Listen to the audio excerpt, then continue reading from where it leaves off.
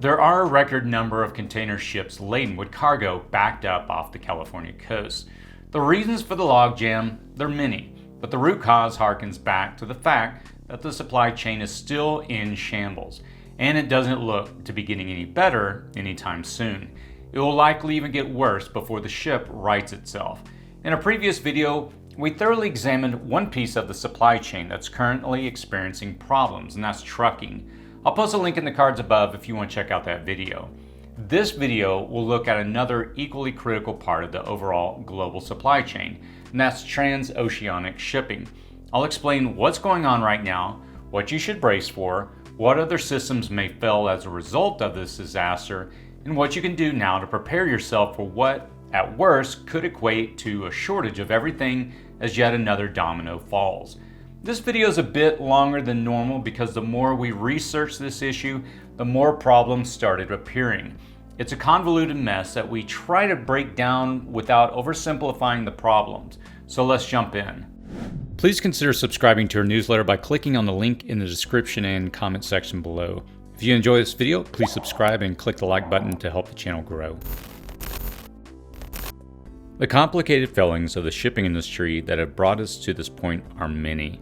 Still, it is vital to highlight the major problems of the present and recent past to understand how complex a problem is. Once you understand all these reasons, you will see that these problems may persist into the distant future and precipitate a more significant supply chain collapse. COVID. Many of the problems related to the global supply chain stem from COVID. Factory closures and lockdowns through the first part of 2020 ground to a halt the finely tuned supply and demand network. The Pacific journey of goods before COVID looked something like this.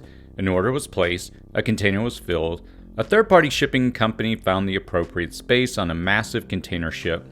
It was shipped, received at one of California's 11 ports, but probably either the ports of Los Angeles or Long Beach. It was loaded on the truck chassis or a rail car, transported to a warehouse in your region, and then the product was eventually delivered to your doorstep or store. That was a finely tuned system that could bring products to your door from China in about 2 weeks or less. COVID, it threw a wrench in that system, and the supply chain wasn't prepared for it. Manufacturers in China halted production, and raw material producers were forced to shut down. New intake protocols had to be established at the exporting and importing ports. Ports rely on labor procedures for testing. Even tests needed to be developed. With no goods flowing in anymore, labor cuts were made. Everything, everywhere, slowed down or stopped flowing altogether, and the world waited for a cure or at least a glimmer of light on the horizon from the long night of COVID uncertainty. While supply had ceased to flow, demand started to skyrocket. Although there was a significant uptick in ships awaiting entry into the port at the start of the pandemic around March of 2020, the backup accelerated significantly by the fall when demand for goods exploded, filling up all available berths at ports and forcing ships to anchor offshore and await their turn. More people confined to their homes started ordering online. With wallets full of their individual share of trillions of dollars of stimulus money, people placed orders for essential prepping items to provide themselves with some insurance against a more significant decline. With money and time on their hands, they started long dreamed about remodeling projects. Bored at home, consumers ordered everything from washing machines or refrigerators to treadmills, fueling a global trade in goods and boosting demand for ships to deliver them. Needing to pivot to work from home, they snapped up large chunks of available inventories of computers, even office furniture. All the while, there was a significant shortage of microchips and other essential parts and complete products. So, demand was accelerating upward, the inventory on hand was depleted, and the replenishing manufactured supply was reduced to a crawl. Imagine simultaneously slamming your feet down hard on the gas pedal and the brake. The engine redlines, but the car doesn't budge. You don't have to be a mechanic to know how this can negatively affect the whole system, the car's engine. Add to this the uncertainty and necessity of new policies to protect countries from the spread of the virus, unions seeking to protect their dock workers, government seeking to vaccinate dock workers and truck drivers, and it's easy to see how complex it gets. Even now, so late into the virus, China has a policy of testing the entire crew of any container ship trying to dock. If the crew is picked up in Singapore or the Philippines, travel to China to pick up cargo bound for the US or Europe, and one crew member tests positive, it is sent away from China, and it has to either return to the country it came from, or get a new crew, or to wait out at sea until all crew members test negative for the virus. To say that COVID has caused a massive earthquake in the shipping industry, that would be an understatement. It has been a tectonic plate shift. Suez and other disasters. Right when demands shifted to accommodate a lockdown populace, and factories worldwide began to reopen from being forced to close due to sick workers, the Evergreen, a 20,000 TEU or 20-foot equivalent unit, cargo ship got stuck in the Suez Canal. Though it backed up traffic from both ways through the canal, some 369 cargo ships, it sounds like a mere stutter step or hiccup in the system. At the average of 15,000 TEUs per vessel, that may have represented over 5 million containers. That compounded shortages on everything from shoes to coffee beans, from semiconductor chips to garden gnomes. Yes, there was a garden gnome shortage in the UK. Sheep bound for Romania died in transit. Fresh food spoiled. Vital raw materials and APIs, or advanced pharmaceutical ingredients, forced manufacturers in Europe to halt production. More telling of how tightly wound and overly fine-tuned the supply and demand chain had become, though, was the fact that many manufacturers needed to shut down their factories because they lacked both containers to fill and vessels to carry them away. The incident exposed a deep need to investigate supply chain resilience and disruptions to just-in-time manufacturing, already facing shortages from COVID pandemic impacts. If the world ever catches its collective breath from being kicked while it is down, it might just explore these deeper issues. For years, lopsided trade has resulted in containers on a one-way journey, and there is very little profit in shipping empty containers back. The blockage and containers sitting idle at their final destinations resulted in a lopsided supply of empty containers on the receiving end and a deep need for them on the sending end. While several countries of origin have begun to manufacture their own containers to ship, and more container ships will be brought online by late 2020 or 2023, that's a long way off still in this immediate crisis. An industry without accountability. The shipping industry lacks any central control mechanism. One decision maker or even a small group of decision makers can't just look at the industry and say, here's a problem, so let's flip the switch to correct it. The only driving mechanism is profit, which can leave people stranded, adrift, or without the products they need. In some cases, corporations go bust, leaving ships stranded in foreign ports, their crew unable to disembark and unpaid for a year or more, skeleton crews sleeping on the decks and slowly starving to death. This is the ugly side of a decentralized supply chain that prioritizes profits. There's often no singular entity to blame when cargo is lost, a ship sinks, or even gets stuck in a canal, delaying the transit voyage of 1,000 other vessels. A conglomerate in Norway may own the cargo ship, and it may then be registered in an entirely different country. For instance, Liberia ranks 141 out of 167 on the Prosperity Index, yet it is a safe place to register a cargo ship, and thousands are registered there. The ship may never actually go to the free port of Monrovia, capable of berthing 3 to 4 ships at a time, but it doesn't matter. Registering it there and flying the Liberian flag on the vessel will cost the owners very little and result in very little accountability should anything ever go wrong. Though the captain and officers of the vessel may be from Europe or some other first world country, the crew is typically from a third world country or the most impoverished parts of the world, seeking a better life and often in their first pair of real shoes and clothes. They are often the victims of failed decisions. Razor-thin margins. It is a cutthroat industry where profit margins are very thin. The manufacturer needs containers to fill and their goods shipped. A third-party shipper will be employed to smooth the transit of goods and secure space on cargo-carrying ships. When systems are strained as they are right now, the limited space often goes to the highest bidder, and this competition drives up everyone's prices and costs. A lack of fuel and oil drives up the petroleum prices. A shortage of trucking parts and truckers, which I outlined in another video I'll link to in the cards above, means that many trucks are sitting idle, and the chassis needed to transport those 20-foot equivalent unit containers, TEUs, are sitting idly at their endpoint destination. When those chassis are at their endpoint warehouses, none are to be loaded with containers at ports. So, ports are at the maximum storage capacity, even overloaded.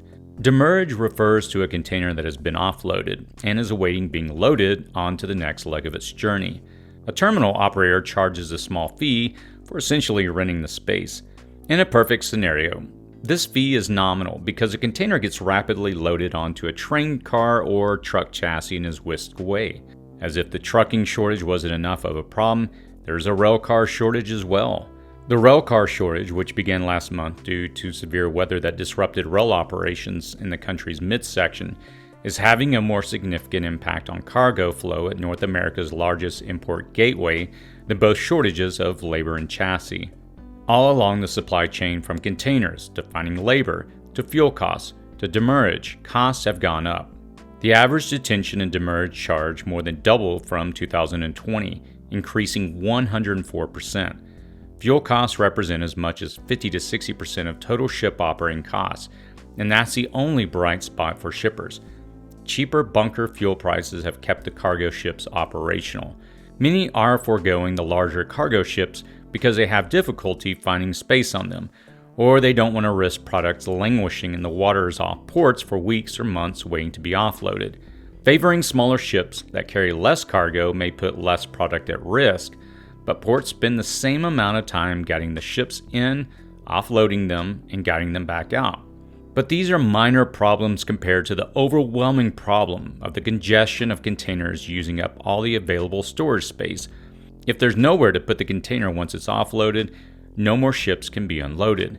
That is why hundreds of ships are off the coast in a line awaiting their turn. Off the coast of Southern California alone, tens of thousands of shipping containers are stuck as the ports operate below capacity, short of workers, equipment, and the means to push the containers further down the road or railway. Oversimplified supply and demand system. So that covers some of the unique problems facing the supply chain, but let's really look at the system, accepting that I will oversimplify it here. The system really starts with raw material creators, mining, logging, refiners, and others involved with generating or processing raw materials suffered disruptions from labor shortages to work stoppages. Next is the manufacturer, who takes those raw materials and processes them further. Silica sand gets converted to silicon wafers and printed with microchips. Crude oil gets converted to a multitude of petroleum products. Palm oil gets converted to a multitude of food products, and so on and so on.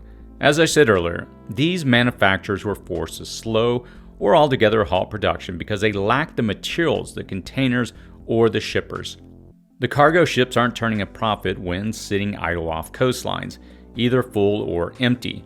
When they get into ports, they are slowed because of the number of containers waiting in demurrage. They're merely stuck, awaiting their chance to get offloaded. Then, lacking railway cars and truck chassis, ports are backed up and refuse new container ships into their port. Truckers are in short supply, and you can reference my other video on that. Even railway cars are in short supply. Some retailers have taken extraordinary measures in the decentralized shipping industry to lease out whole vessels and guarantee the smooth flow of their products regardless of third-party shippers. Costco, for example, is renting 3 container ships and several thousand containers to shield itself from supply chain delays and rising costs. That trend may continue. Costs of everything will increase as demand continues, and hurdles are faced at every step of a product's journey. Once prices go up, they rarely go down. Shippers charge more to manufacturers. Manufacturers charge more to retailers. Retailers have to charge more to customers. The supply chain may be high or low. It doesn't matter if it doesn't get to your neck of the woods or you can't afford it when it does get there. If that's not a whole product, but rather a part you need to maintain your tractor, car, or business, you may not be able to meet your personal supply and demand equation enough to stay in the black. Will it get better? The thinking is that if things ever correct their course, it will be around February of 2022. At our current moment, summertime to early fall, all the Christmas goods generally come into the country. The shipping industry usually runs about 6 months ahead of schedule. It is already being forecasted to be a lean holiday year. Products are stuck on ships or in the harbors or on the loading docks of manufacturers worldwide. Typically, there's a lull in purchasing and shipping after the holidays. People take a slight buying pause and demand drops a little. This is followed by the Chinese New Year, a 15-day celebration beginning February 1st that closes most factories. If consumers accept their back orders, delays, out of stocks, and embrace a leaner gift-giving season, panic buying and hoarding activities may not become a thing. Now, if these panic activities are restrained, further pressure on the demand side of the equation may not grow. The easing demand, along with the natural slowing season, could result in chassis and railway cars returning to ports, empty containers and ships returning to exporting countries, and restoring the flow of raw materials. So, barring new COVID variants, natural disasters striking major ports or fuel supplies, and panic buying draining inventories and spiking demands, things could begin to return to a sort of normal around the second quarter of 2022. World leaders, they're praying that this is true. Consumers are cautiously optimistic about it. The only people uncertain about that outcome are terminal operators who have realized a new and highly profitable revenue stream in charging demurrage fees to shippers unable to move their products out of ports. They are also currently reaping the most profit from the supply chain failure as de facto landlords of packed shipping containers. Will it get better? If things go right into next year, yes. If anything goes wrong, though, and really I mean anything, a further unraveling of the system could occur. Panic buying, hoarding, unmet consumer demand, or restoration of on-hand inventory levels, any of these could result in irreparable harm to the system. If none of these wrenches enter the systems, there's a good chance things will return to a sort of normal, albeit that major retailers and manufacturers will continue to examine ways to keep their products flowing to consumers.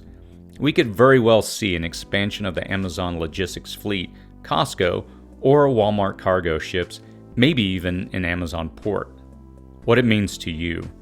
For every consumer, this will mean that they will have to dampen their consumptive desires, lower their expectations, and become a little more self-sufficient. People will have to look to fulfill their needs more locally and turn away from extremely costly imports. That's the formula of a prepper's dreams, as many have been seeking self-reliance for years. The problem is that the flow of essential equipment of goods will continue to be strained. For those new to prepping, this means the cost of preps will continue to go up. The inflationary effects compounded by reduced inventory will result in rising costs and pressures on other markets and governments. This can lead to civil unrest, labor strikes, or runs on various products at stores. What it means to you should be that you need to focus on the essentials, as you would prepare for another extended lockdown due to COVID, natural disaster, or civil unrest. Make sure that you have the basics of a 3-week supply of food and water. Secure now your energy needs to sustain your basic needs for an extended outage. Make sure that you have the means to collect, filter, and purify water. Ensure that you have the skills to preserve food, live within your environment, and survive a long drought of what is currently perceived as normal. It may take months for things to return to a new normal in the supply chain. I think we will get there eventually, but I don't know what that will look like. And even my vision of that is troubled by any number of problems that could still arise, from panic buying to inflation to natural disasters and so forth. We have so much ground to make up in what is a too finely tuned machine. Still, I'm hopeful that we will see these disruptions as an opportunity to reassess our systems, sure, but also as an opportunity to evaluate our wants versus our needs. What do you think? Do you see this ship righting itself, or do you think it will just get worse from here? What are you finding is out of stock, on back order, or in short supply, and what are you doing about it? I always enjoy getting your feedback and thoughts, so please post those in the comments section below. As always, stay safe out there.